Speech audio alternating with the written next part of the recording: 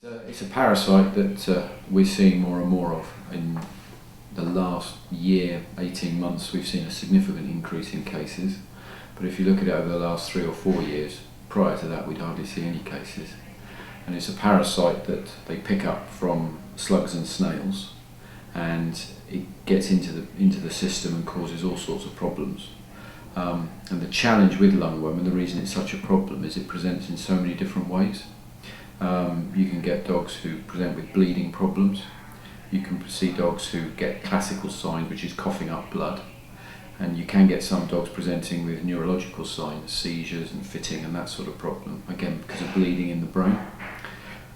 We're not quite sure why it's increasing so dramatically. It's believed that it's to do with the fox population, because the foxes carry it, and an increase in slugs and snails because of the wet weather.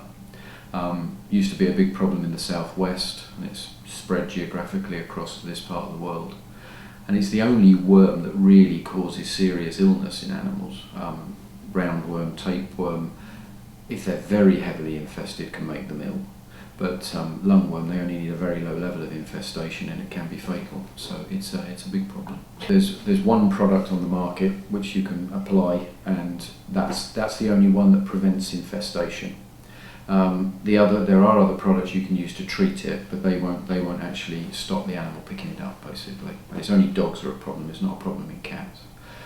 So that's the product we're recommending as a routine treatment. But there isn't a pre-patent stage or an early warning system. Often we're seeing animals presented with severe disease very quickly. The last case we saw was a dog that presented with heart failure as a result of it, because he got lung problems and then got secondary heart failure. So there's no lead up to it at all. It just can bang happen and be a real problem. So.